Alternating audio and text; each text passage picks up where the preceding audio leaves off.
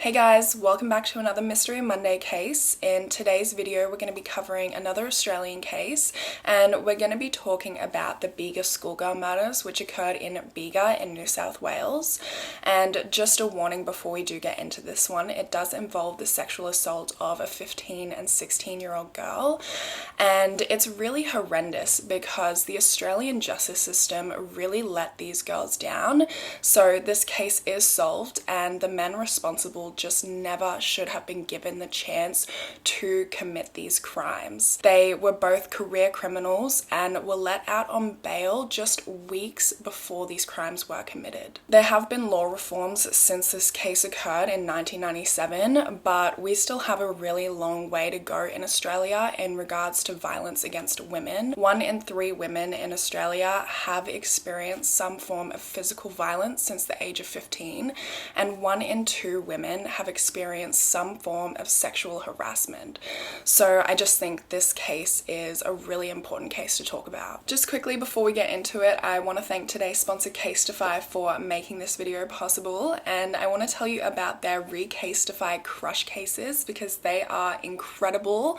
They are made out of 65% recycled and plant-based materials, and their Recasetify technology actually upcycles end-of-life phone cases, bioplastics, and excess plastic to give new life to post-consumer waste, which is amazing. And you can actually send your old cases back into Casetify, so when you're looking for something new, a new vibe, if you want to upgrade your phone case, you can send your old cases into Casetify, even if they're not Casetify phone cases, and they will upcycle them into new cases. So you can find the Recasetify cases on their website, and if you see the raw speckled bumper edge, it's actually crushed upcycled phone cases, which is really cool. These cases are still approved for drops of up to 9.8 feet. They are still wireless charging and MagSafe compatible. They are 100% non-toxic and non-hazardous, and they also have an antimicrobial coating which kills 99% of bacteria, and they still are so cute. They're still customizable, so you can add your initials, your name, a monogram, you can add someone else's initials or name to give it as a gift. Personally, I have 4 of the Recasetify cases, which I just love so very much. I'm currently using this gradient one, which I'm obsessed with the colors on this. So if you guys are interested, make sure you head to casetify.com/Bella to save 15% off the new Recasetify cases. I will leave all of the information in the description down below. And speaking of cases, let's go ahead and get into today's case. So like I said, this case took place in Bega in New South Wales, which is about 430 kilometers or 270 miles from Sydney. And if you're in Australia, you may have heard of them before because they are famous for their dairy products. I always get their tasty cheese. It's amazing. But they are a small town. So in 2016, they had a population of about 4,000. And in 1997, when this case occurred, it was considered a really safe town. It was a place that people would go to live and settle down and raise a family because there were none of, the big city dangers. It was a tight-knit community. It was a very close community. And this case really hit them hard because it was a close community. So it seemed like everybody in the town kind of knew the girls in some way. They had kids that went to school with them, they went to school with them, or they knew their family in some capacity. I think also because it was considered such a safe place, this case just really rocked them because it was so unexpected and it was just such a terrible, terrible crime. But if there's one thing that I have learned from doing these videos, it's that no place should ever really be considered a safe place. So Friday, the 3rd of October in 1997 was the start of the Labor Day long weekend. So a group of friends decided that they were going to take this extra time to go camping at White Rock in Camilleri, which is right outside of Bega. And one of the girls' birthdays was also coming up, so it's kind of like an early celebration as well. So on the trip, there was Lauren Barry, and it was her 15th birthday that was coming up. She was born on the 11th of October in 1982 to Garrett and Cheryl, and she also had an older brother named Nathan, who she had a really close relationship with, and he was also going to be on the camping trip. They were a really close family. Lauren was very much a homebody, and she loved being at home with her parents and her brother. And her brother said that growing up, there really wasn't a lot of kids around the properties they grew up on, so they mainly just had each other other and they were best friends. They obviously fought as siblings do, but despite those fights, they just had an unconditional love for each other. Lauren was also in grade 9 in Bega High School in 1997, and she was described by friends as being quiet and calm. She was very low-key, but she was very generous and kind and sweet, and she was really easygoing and a lot of fun to be around. Her best friend, Nicole Collins, was also going to be on the camping trip. She was born on the 14th of November in 1980, and she lived in a small village called Callaroo with her parents Graham and Delma Collins. She was in grade 11 at the local Bega High School at the time, and she was described as very outgoing, friendly, and vivacious. Her friends said she was full of life and she had a lot of energy, so if you were ever feeling down or you were in a bad mood, she would always be able to cheer you up and bring you out of that mood. I'd just come from a school where I was actually bullied. So I was very vulnerable and didn't have any friends, didn't know anybody. And I was just sitting at school, by myself. And Nicole came up to me and said, "I love your shirt." And from that moment on, just instantly like that, we were friends. She loved riding horses, and her friend Rebecca said that they would spend most weekends riding horses together. And her parents actually lived just 3 kilometers or about 2 miles away from the campsite. And her dad Graham actually went down to the campsite on the 3rd of October to set the campsite up, and he set them up in a really peaceful area overlooking the ocean so that they could enjoy the long weekend and Lauren's early birthday celebrations with the group. So also on the trip was Rebecca Kemble, Sarah Darcy, and a few guys, and their parents weren't really concerned about them being at the campsite alone because it was considered a very safe area. Nicole's parents lived just 3 kilometers away from the campsite. They were all very trustworthy and responsible kids, and Lauren's older brother Nathan, who was 17 at the time, was also going to be on the trip. But despite that, the girls still promised that they would go and check in with their parents every day. They would get meals there, they would shower there, get new clothes there, and their parents were also going to go and check in at the campsite just to make sure that everything was going well. So the group spent the first couple of days riding their horses. They went swimming down at MacArthur, they rode down to Boulder Creek, and they did, go and visit their parents, eat with their parents, shower with their parents, get changed with their parents, just like they promised they would. On the evening of Sunday the 5th of October, they didn't have to go into school on Monday, so they all stayed up late, sitting around the campfire, talking and listening to music. And Nicole had actually been a little upset that night because she and her boyfriend Andrew had just recently broken up. So, she was feeling a little down, and he was at a party that night in Jilla Jilla, which was about 8 kilometers from the campsite. So Nicole decided that she was going to go for a walk to this party to visit him and I guess, see if they could work things out.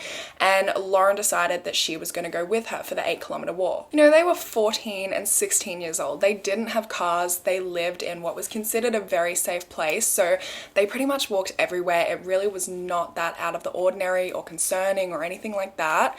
So they left the campsite at around 9 p.m, but unfortunately they would never reach the party. The next morning on the 6th of October, Lauren's brother Nathan was the first one at the campsite to wake up, and he noticed that neither of the girls had returned since they left for the party the night before. So he goes home to his parents and he asks them if they've seen Lauren or Nicole, and they say, "What do you mean? We thought they were at the campsite with you guys." And so immediately Lauren's mum Cheryl starts calling around to everyone she knows to see if anyone had seen or heard from the girls since the night before. And Lauren's dad went straight to the campsite to ask the other kids who were on the camping trip if they knew where they were. And they said, they went to a party in Jilla Jilla the night before. They probably just went and stayed at Nicole's place afterwards. But the girls weren't at Nicole's house and no one had seen or heard from them. So their friends and families immediately went out and started looking for them. They rode their horses through all of the nearby trails. They drove their cars around all of the roads in town calling out to them. But by midday, when no one had seen or heard from them, Lauren and Nicole's families called the police. And unlike a lot of these cases, the Bega police were very onto it. There was none of that, they're probably just runaways, we'll just have to wait the 48 hours before we start searching. they were right onto it. You know, the girls' parents were adamant that they would not run away. They had never done anything like this, and they were always in constant contact with their parents. So the Bega police started an official search almost immediately. That same day, while all of the searches were getting underway, a local council worker actually found this pink television set on the side of the road near where the girls were camping, which, you know, is obviously pretty unusual to see on the side of the road. So he got out of his car, he picked it up, he loaded it into his truck, and he didn't know it at the time, but this TV would actually become a vital clue in this case. But like I said, he didn't know it at the time. So he went and dropped it off at a local refuse center. Someone else found it at this refuse center, took it home, painted it black, and then sold it to a local hotel. And it would be a few weeks until this TV set was recognized as the vital clue that it was in this case. So like I said, an official search got underway right away. Friends, family, the state emergency services, and local volunteers were all out looking and doing detailed sweeps of the bushland. They had mounted police and the dog squad aiding in the search, and it was a massive manhunt. Like, it was a massive search effort. Lauren's brother Nathan stuck posters to the windows of his car as he drove around town to all of the spots he thought the girls could have been. Friends' houses, hangout spots they would go to around town and in the bush. He drove around all of the highways, down pretty much every road, calling out for the girls. And the girls' families were out there searching for them tirelessly. Lauren's father Garrett was out there every waking moment because he just felt so helpless. Like, all he could do was go out there and search. He couldn't sleep, so he was just always out there looking.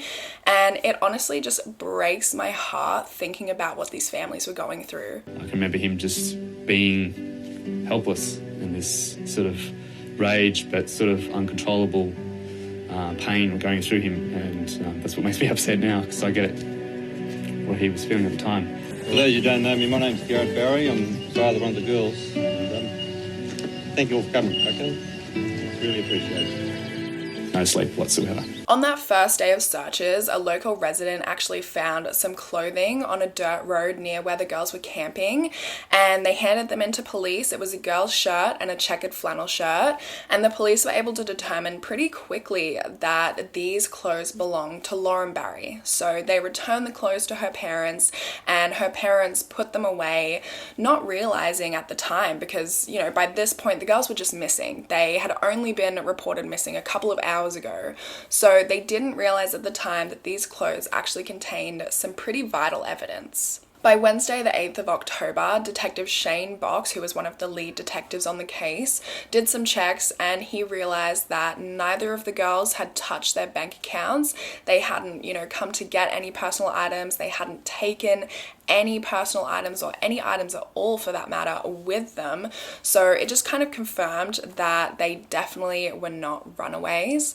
So he contacted some senior detectives in Wollongong, in Nowra, in Bateman's Bay, and a couple of other places, and they came down to help investigate the case, and they started a task force. The media also got a hold of this case pretty quickly, and the parents made a very emotional plea for any information regarding the girls' whereabouts, and I honestly got goosebumps watching these pleas because you can just feel their emotion, and it's honestly just devastating. They're enduring almost unbelievable suffering.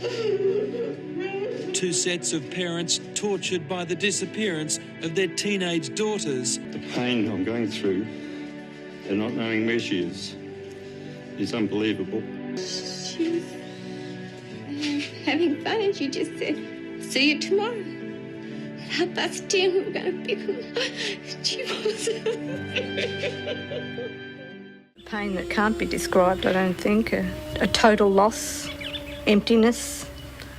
You can't get warm, you're just cold all the time, because it's just a pain that is totally undescribable. Until you've been through it, you have no idea what it's like. They also held a vigil in the town park where thousands came to pray for the girl's safe return, and this vigil pretty much shut the whole town down because, like I said, it was a small community. Thousands wanted to pay their respects and it all hit them very hard. This case was pretty much all people in Bega were talking about. Everyone seemed to have some sort of connection to the girls, whether they had children that went to school with them, they went to school with them, they knew their siblings or they knew their families. And when detectives would go to the families' houses to talk to them, there would always be people who were leaving after dropping off food or just going there to offer them support. The parents' public plea did result in an influx of calls from the public with information.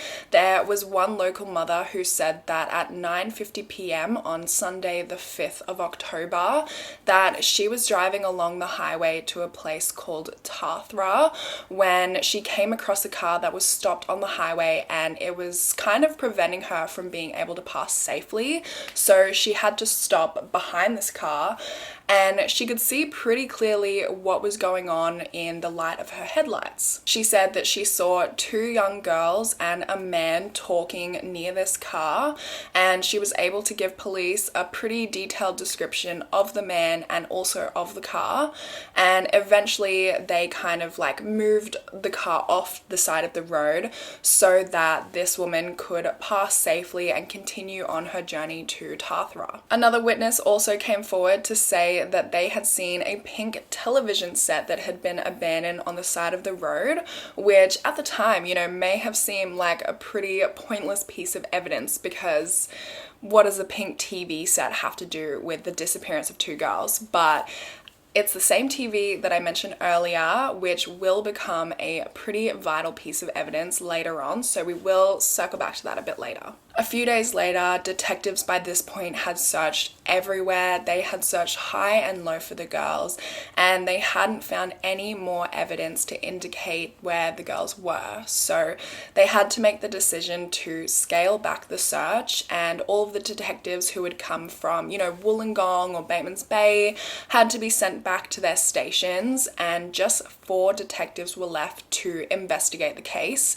And over the next month or so, there wasn't really a lot of activity on the case. There wasn't really any new leads or any new information until about a month after the disappearance, when an informant from Yaz, which is about 300 kilometers or about 180 miles from Bega, said that they had heard about the disappearances of Nicole and Lauren in the media, and they came forward to police and said, look, you should look into these guys, Leslie Camilleri and Lindsay Beckett. Apparently, the informant had overheard these guys saying, I bet they try and blame this shit on us, and they kind of go on about it a lot, which is kind of fishy for them to be saying this sort of thing out of the blue when no one has pointed the finger at them, no one has accused them, nothing, and they're just randomly 300 kilometers away from where it happened going, I bet they try and blame this shit on us. These guys had also actually been in Bega recently, so the Yaz police call up the Bega police and tell them about these guys, and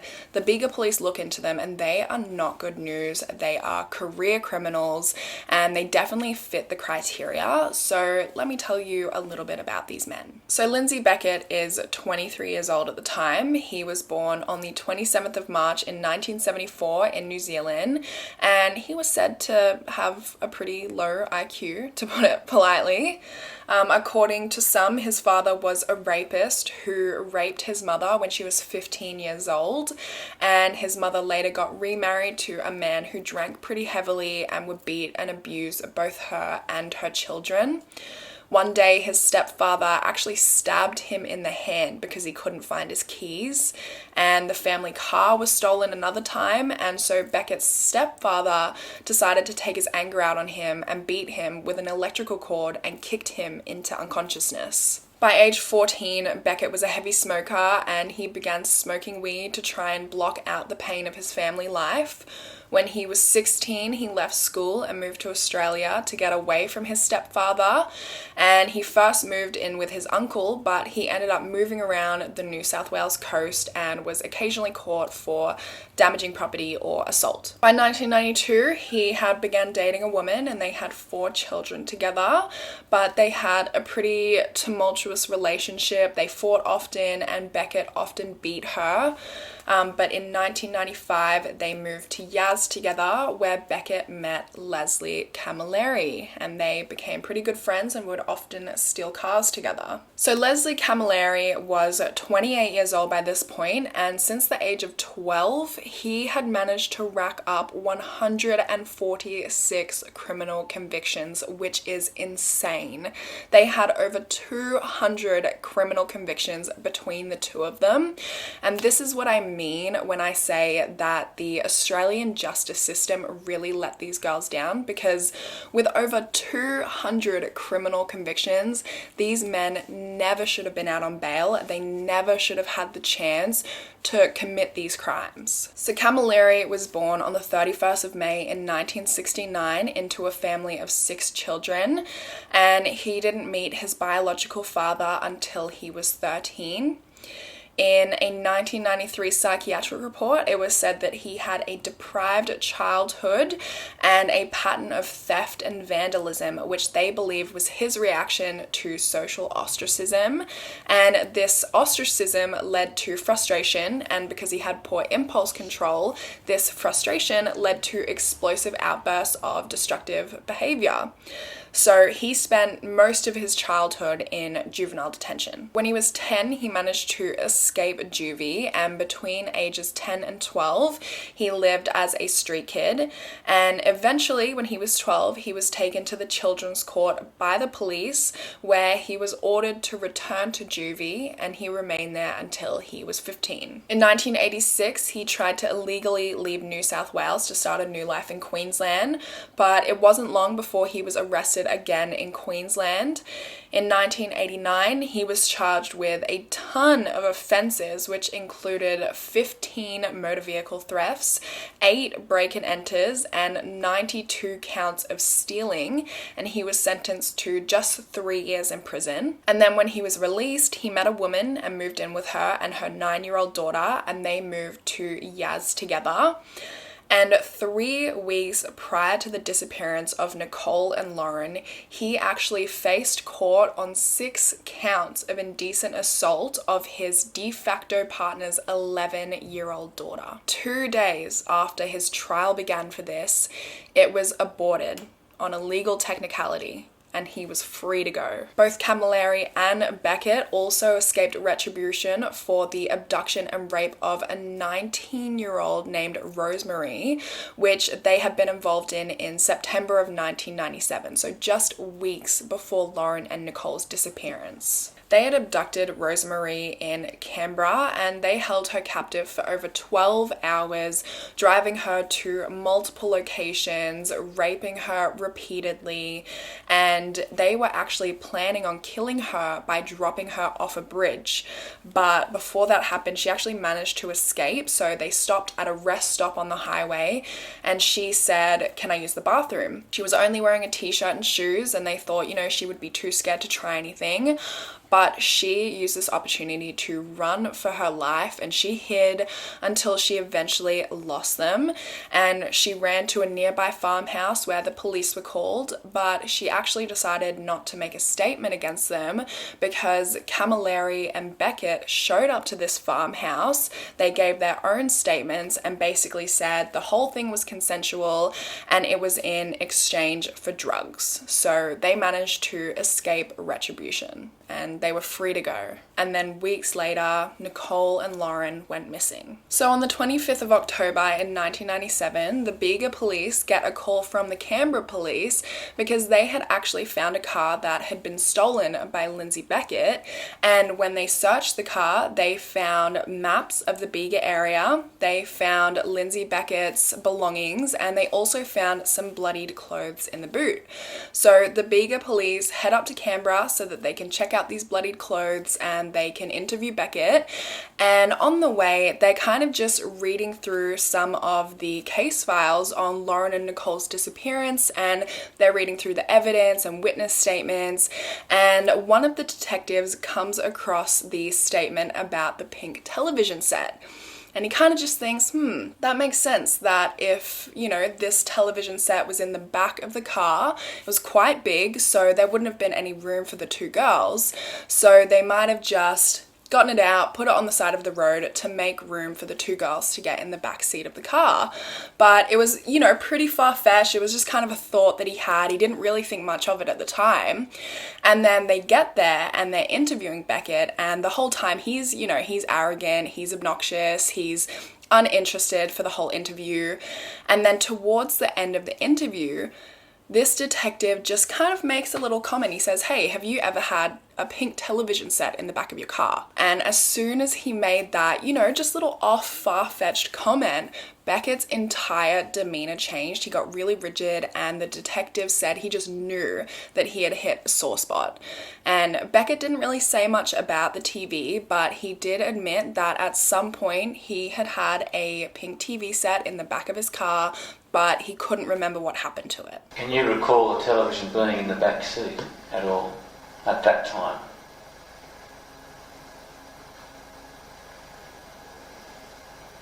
Don't know. Can you recall getting rid of those bags and stuff like that?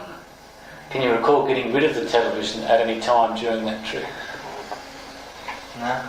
So after their interview, detectives decide to go and talk to the informant in Yaz, the one who originally called up and said, "Hey, you should check out these guys."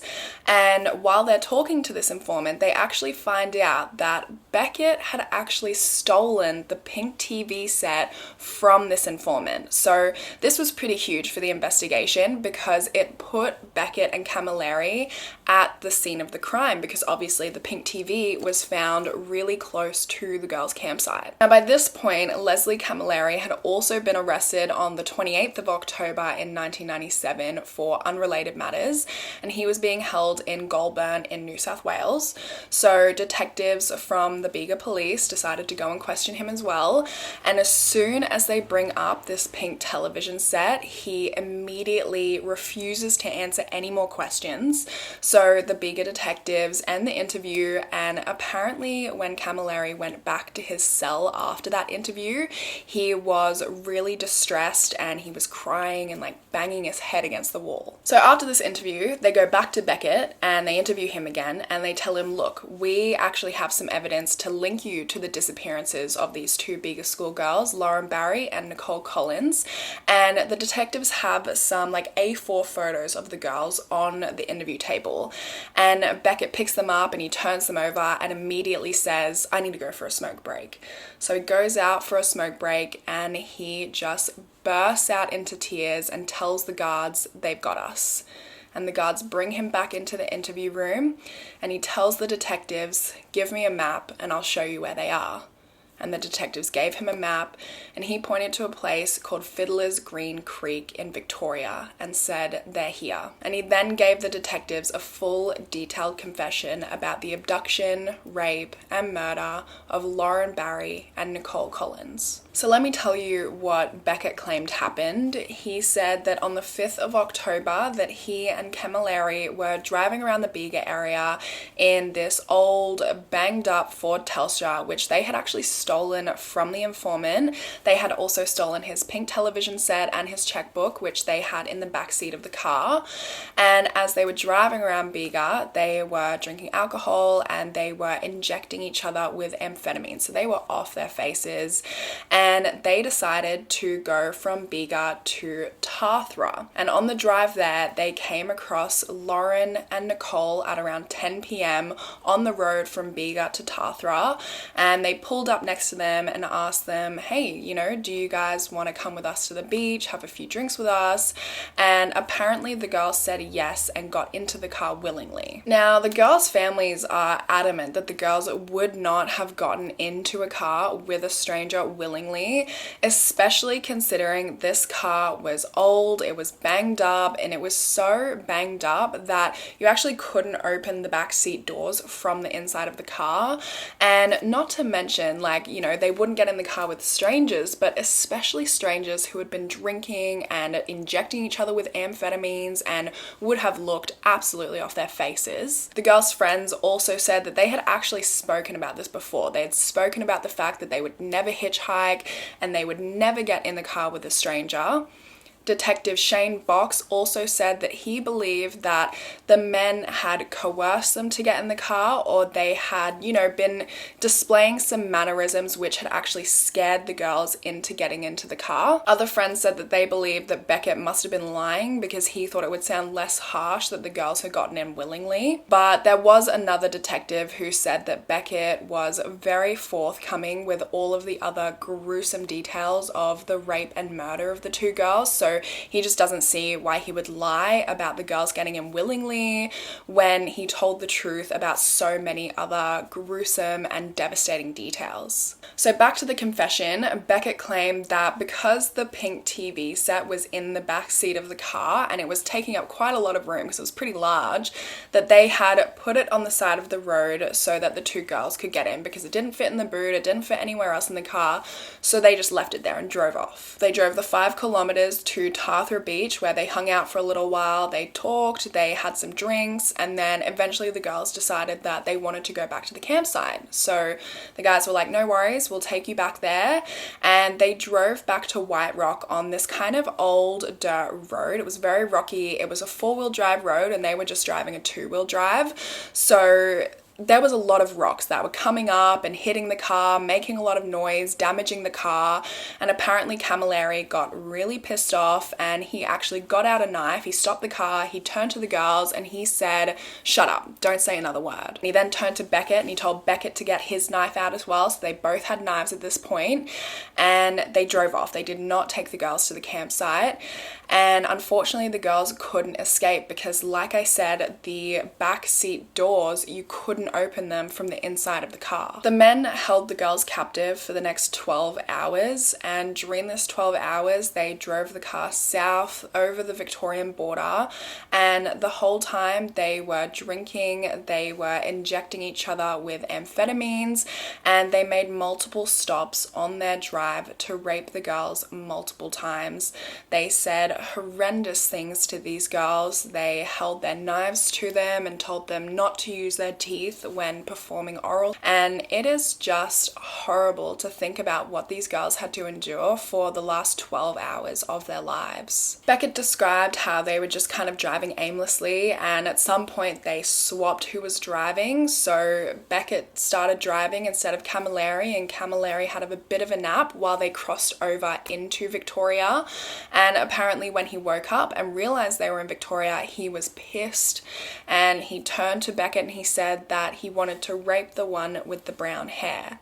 So they went into some quiet bushland, they stopped the car, and Camilleri got out with Lauren while Beckett drove off with Nicole. And then when they met up again, apparently Camilleri said to Beckett, we can't go back now, we have to kill them. So as dawn breaks, they are still driving further south into Victoria along the Princess Highway, and after they drive about 60 kilometers into Victoria, they decide we need to turn around, so they do a U-turn, they drive about 40 kilometers north towards New South Wales until about 7 a.m. when they stopped at Fiddler's Green Creek. They then took the girls out of the car and walked them about 250 meters down to the creek, and they forced the girls to strip and to get into the water to wash themselves and remove any evidence of the rapes and sexual assaults.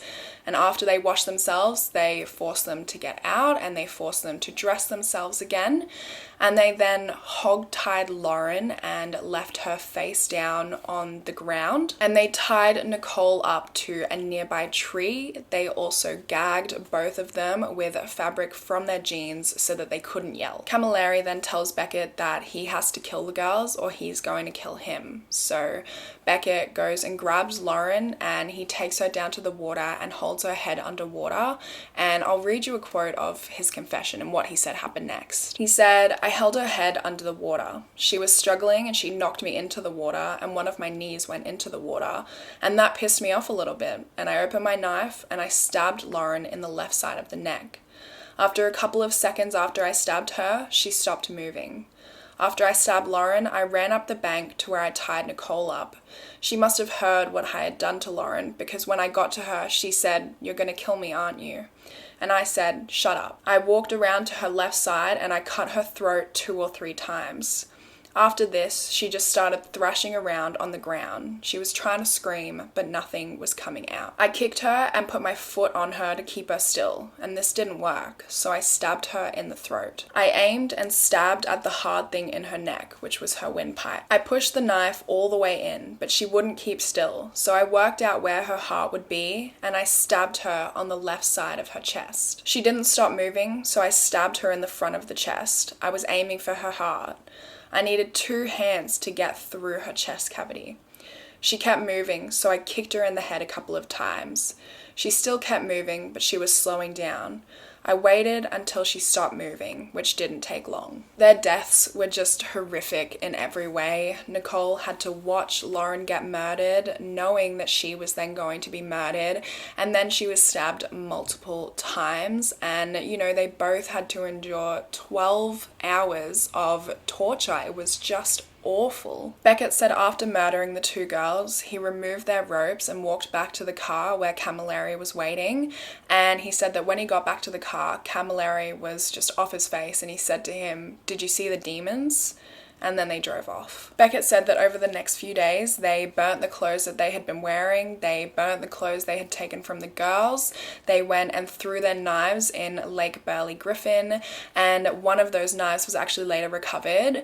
They also then went and scrubbed the car to remove any evidence of what had happened, any evidence of the girls, and they also returned to the campsite where they had left the pink television set to try and, remove that evidence as well, but by the time they got there, it was already gone. And then after that, they returned to Yaz. So after Beckett's confession, the Bega police went to go and question Camilleri again, and they told him about the confession, and he denied everything. He tried to paint Beckett as the sole murderer. He said, and I quote, "We picked up the girls and we went to the beach. I had a shop behind the shed. While the girls were drinking, I was trying to OD. We drove around with them. I was asleep most of the time. Beckett told me he dropped them off at home. I remember waking up and seeing the girls, and then later I asked Beckett where we were, and he said Victoria, on the main road somewhere, and I went off my head. I told him to go home, get the fuck out of here. Then I saw him walking out of the bush. He had blood all over him, told me he'd cut his finger." So he basically tried to claim that for the entire 12-hour ordeal that he was asleep, and Beckett just did everything without his knowledge. So after this, Beckett was driven to Fiddler's Green Creek, where he led detectives to where the girls' bodies were, and Detective Shane Box was there when the girls' bodies were discovered, and afterward he drove back to Bega to tell the families that the girls' bodies had been discovered, and as he did, he actually broke down in tears because he had become really close with the families over the course of the investigation. He also had 2 daughters of his own, so this case just hit him really hard, and I can imagine it just must have taken such a huge toll on everybody who was involved. So because the murders actually took place in Victoria, the New South Wales police handed all of the evidence over to the Victorian police, and Beckett and Camilleri were extradited to Victoria for the murders.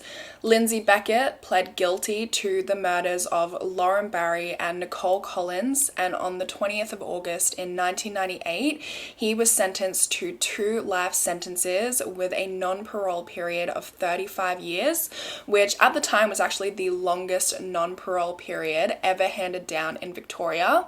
Still not long enough in my opinion. And he will actually be eligible for parole when he is 59 in 2033. So that's really scary to think about. The fact that he could potentially be released is terrifying because you let these guys out once and look what happened. Leslie Camilleri's trial began on the 15th of February in 1999 and lasted 10 weeks until the 10th of April in 1999.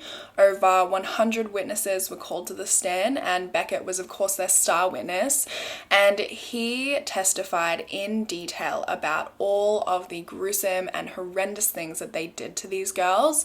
And the families were at this trial, and they actually previously had not heard any of these horrible details, so they were sitting there getting all sorts of pictures in their heads of what happened to their daughters and their sister. 19-year-old Rosa Marie also testified about her own abduction and rape at the hands of Beckett and Camilleri. The prosecution also presented evidence that Camilleri's DNA was actually an exact match to semen that was found on Lauren Barry's clothes. And those clothes, if you remember, are the clothes that police gave back to Lauren's family, not realizing that there was very vital evidence on them. And crazily enough, despite all of this evidence, Camilleri still denied having any involvement in the rape and murder of Lauren and Nicole. When the trial ended, the jury deliberated for 48 hours before coming back with a guilty verdict, and Camilleri actually yawned multiple times when this verdict was read out. Like, he was just so uninterested, couldn't care less that he had just been found guilty of the rapes and murders of 14 and 16-year-old girls. The girls' families, on the other hand, had a very different reaction. As soon as the verdict was read, they jumped up and started yelling in joy because for them it was like a light in a bad situation. They had gone through almost 2 years of investigations and trials, and now finally someone was being held responsible, and it just felt like it gave them a little bit of closure. We heard he was guilty. I can remember my parents and Nicole's parents yelling, screaming yes and yelling for joy that which is hard to get some joy, but from all the stress and pressure we put through, it was all positive in a bad situation. Guilty. They were the best words I'd heard in this long, long trial. Now maybe our girls can rest in peace, and we'd really like to thank the jury. They got it right. Leslie Camilleri was sentenced to 2 life sentences without the possibility of parole, and at sentencing, Justice Vincent said, "I consider that my duty is clear. You are to be sentenced to imprisonment for life on each count without the possibility of parole. Through your actions, you have forfeited your right to walk among us again." 2 years later, Camilleri did try to appeal his sentence, but his appeal was denied and he was refused permission to appeal at the High Court. And then many years later, while he was in jail, he actually ended up confessing out of the blue to the 1992 murder of 13-year-old Prue Bird. So in 1986, the Russell Street Police headquarters in Melbourne were actually bombed, and Prue was the granddaughter of the police informant who identified the gang responsible for that bombing. The gang threatened Prue's grandmother and her boyfriend and basically told her, if you go to the police, we're going to kill Prue. But her grandmother and her boyfriend went to the police anyway, and then years later, Prue was killed. Camilleri told police that he dumped Prue's body at a tip in Frankston, but he couldn't remember exactly where, and her remains have never been found. And for this confession, Camilleri was sentenced to a further 28 years in prison. So there is no doubt that he will die in prison. The detectives on this case received really high praise for their work in tracking down Lauren and Nicole's killers and prosecuting them. Like, people in Bega would literally go into the police station just to thank them for their work on this case. And the girls' families also praised them really highly for doing everything they could to comfort them, while at the same time doing their job and doing everything they could to find the girls' killers. But I just wish it had never come to that. Like, these men had over 200 criminal convictions between the two of them. They had been violent to women multiple multiple times previously, so they just never should have been out on bail. They never should have had the ability to commit these crimes. It's just horrendous. But that's all from me today, guys. That's everything for this case. I would love to talk about your thoughts and opinions in the comments down below. I think this is a really important case to talk about. But I hope you guys enjoy the rest of your day, and hopefully I will see you in my next video. Bye, guys.